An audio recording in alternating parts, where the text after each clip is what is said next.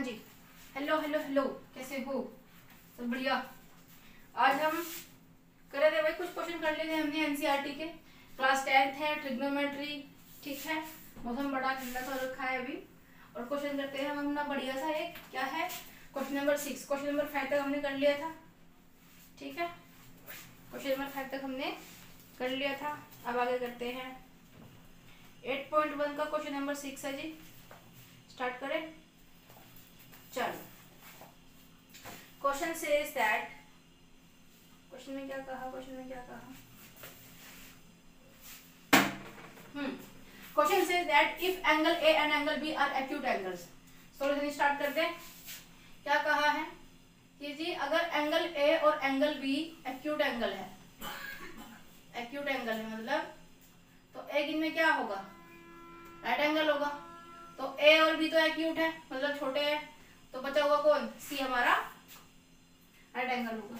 Angle A and angle B are acute angle such that cos A और cos B, क्या दिया है, कोस A और कोस बी।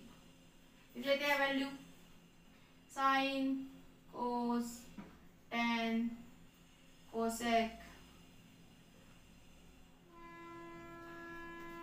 सेक और कोट। क्या होती है थीटा की वैल्यू, पता था ना,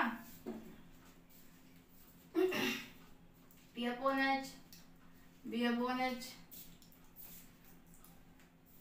P अपॉन B। फिर हो जाएगा इसका opposite H upon P, H upon B, ऐसा लिख देते हैं। और ये हो जाएगा हमारा B अपॉन P। ठीक है, ये हमारे कुछ रेशोज हैं, बार बार लिख लेना इनको तो ही याद होंगे ये बढ़िया से। ठीक है जी, क्या दे दिया, कोस ए दिया है और कोस बी। कोस ए दिया है कि कोस ए हमारा कोस बी के इक्वल है। इतना समझ में आया। एक राइट एंगल बनाएंगे, ये एंगल है ए, ये एंगल है बी, दोनों क्या है, एक राइट एंगल ट्रायंगल बना देंगे। यहाँ पे ए और बी, एंगल ए और एंगल बी क्या है, एक्यूट मतलब 90 डिग्री से कम है, तो 90 डिग्री का कौन होगा, सी होगा। और सी बात है, हमने ये इसकी क्योंकि हमें कोस की वैल्यू को बार बार हमें जरूरत पड़ेगी, जैसा हमने इसको लिख लिया। ठीक है, ये बार बार लिखोगे तो तुम्हारे लिए बहुत अच्छा है। अब मुझे बताओ कि क्या हो जाएगा यहाँ पे, जो हमारा कोस होता है, कोस थीटा, कोस थीटा क्या होता है, B upon H. B upon H मतलब क्या, बी अपॉन एच मतलब बेस अपॉन में हाइपोटेन्यूज। अब मुझे बताओ कि अगर हम ए के पर्सपेक्टिव से एंगल ए से बात कर रहे हैं तो ये क्या होगा, बेस होगा, ये परपेंडिकुलर और ये हाइपोटेन्यूज होगा, है ना। चलो जी करें। बेस क्या है, बी क्या है हमारा, बी ए है, ए सी। एच क्या है, ए बी है। बहुत बढ़िया, बहुत बढ़िया। ठीक है, और अगर हम बात कर ले कोस बी की, कोस बी मतलब यहाँ से बात कर रहे हैं, दूसरा वाला ट्रायंगल बना लेते हैं भाई इस तरह से, मतलब इस वाले एंगल से बात कर रहे हैं, इस वाले एंगल से बात कर रहे हैं, इस वाले एंगल को रेफरेंस मान रहे हैं यहाँ पे हम।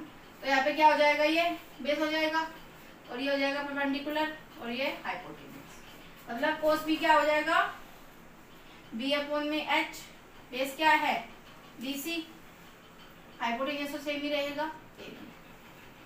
समझ में आया। चलो जी, अब क्वेश्चन को यहाँ पे सोल्व करते हैं कि ए सी अपॉन में ए बी किसकी वैल्यू है, कोस ए की वैल्यू, कोस ए की वैल्यू क्या आई हमारी, ए सी अपॉन में ए बी, और कोस बी की वैल्यू क्या आई, इक्वल्स टू कोस बी। देखो दिया है ना कि कोस ए, तो कोस ए इक्वल्स टू कोस बी, तो कोस बी ये है हमारा बी सी अपॉन में ए बी। अब ए सी अपॉन में ए बी यहाँ पे डिवाइड कर रहे हैं, यहाँ पे आके मल्टीप्लाई करेगा। ठीक है, तो ये इससे कैंसिल आउट हो जाएगा, क्या बचेगा, ए सी अपॉन में बी सी, मतलब जो ए सी है वो बी सी के इक्वल है, मतलब ये वाली साइड इक्वल है इस वाली साइड। ये तो लंबी होती है हमेशा हाइपोटेन्यूज। ठीक है, इसके इक्वल तो ये हो ही नहीं सकती है। तो ए सी, अगर हम ए सी की बात करें, ए सी ये वाली लाइन, इसका अपोजिट कौन सा एंगल, एंगल बी, तो इसका अपोजिट एंगल कौन सा है, एंगल बी है। BC, BC की अगर हम बात करें तो इसका अपोजिट एंगल कौन है? A है, ठीक है, ये एंगल B है, तो ये हो जाएगा एंगल A। तो हम कह सकते हैं कि हमारा एंगल B हमारा एंगल A के इक्वल है। और ये तो पूछे क्वेश्चन के अंदर। और रीजन क्या देंगे? अच्छा, इसका ये रीजन क्या देंगे हम कि भाई जो हमारे अपोजिट साइड्स होती है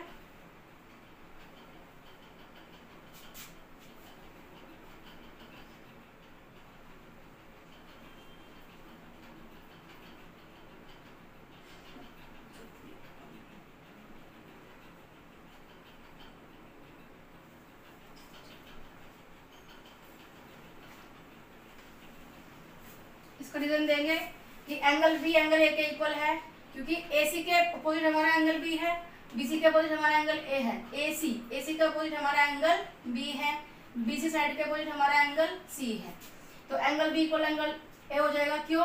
क्योंकि angles opposite to equal sides are equal. जो एंगल्स होते हैं अपोजिट साइड्स पे तो वो इक्वल होते हैं, ठीक है, समझ में आया? एक और समझो क्या क्या किया हमने क्वेश्चन के अंदर, तुम्हें समझ नहीं आता, कुछ नहीं किया। देखो, सबसे पहले मैंने हमें कहा कि एंगल A और एंगल B एक्यूट है। एक्यूट मतलब 90 डिग्री छोटे होंगे, तो एंगल A और एंगल B छोटा है।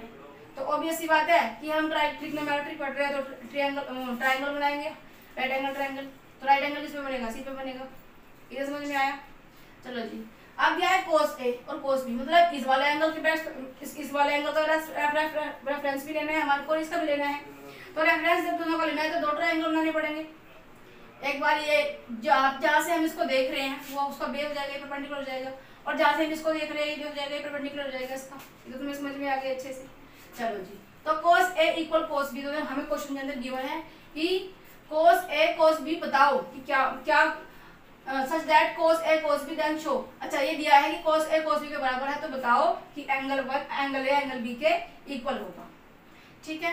तो cos A की अगर हम बात करें तो क्या होता है? ये अपोजिट होता है। और अगर A के रेफरेंस से देख रहे हैं तो ये बेस होगा, ये परपेंडिकुलर, ये हाइपोटेन्यूज होगा। बेस क्या है? AC, परपेंडिकुलर क्या है? BC, और हाइपोटेन्यूज क्या है? AB। क्लियर है? क्लियर है। इसमें AC परपेंडिकुलर है, BC बेस है, हाइपोटेन्यूज AB है, ठीक है। AB क्योंकि हमेशा सेम रहता है, देखो हाइपोटेन्यूज सेम रहेगा, ठीक है। अब अगर cos A की बात करें तो AC अपॉन में AB, AC अपॉन में AB, AC मतलब बेस, AB मतलब हाइपोटेन्यूज, तो B अपॉन होता है, बेस अपॉन में हाइपोटेन्यूज होता है। अब अगर हम cos B की बात करें, मतलब इस वाले एंगल से बात कर रहे हैं, इस वाले एंगल को हम रेफरेंस ले रहे हैं, तो क्या हो जाएगा? BC अपॉन में AC, सॉरी BC अपॉन में AB, क्योंकि हाइपोटेन्यूज बेस अपॉन में हाइपोटेन्यूज, तो BC अपॉन में AB हो गया, ठीक है। अब यहाँ पे दिया है कि cos A cos B के बराबर है, cos B की वैल्यू ले ली, cos A की वैल्यू ले ली, cos B की वैल्यू AC अपॉन में AB ये ली, ठीक है। cos B की वैल्यू BC अपॉन में, हाँ जी, cos B की वैल्यू BC अपॉन में AB, BC अपॉन AB, ठीक है। चलो जी, ये इधर यहाँ पे डिवाइड करो, इधर क्या करेगा? मल्टीप्लाई, तो इससे कैंसिल आउट हो जाएगा, AC अपॉन में AC इक्वल्स टू BC बचेगा। अब AC तो हमारी साइड निकल के आई है, ACBC, तो हमें क्या बताना है? हमें तो एंगल बताने हैं। तो हमें पता है कि जो BC है उसका अपोजिट A है, और जो AC है उसका अपोजिट B एंगल है, तो एंगल भी इक्वल्स टू एंगल है। क्यों? क्योंकि angles opposite to equal sides are equal. जो एंगल्स होते हैं अपोजिट साइड्स पे वो सारे एक दूसरे के इक्वल होते हैं, ठीक है। ये हैंड्स प्रूव्ड, ओके।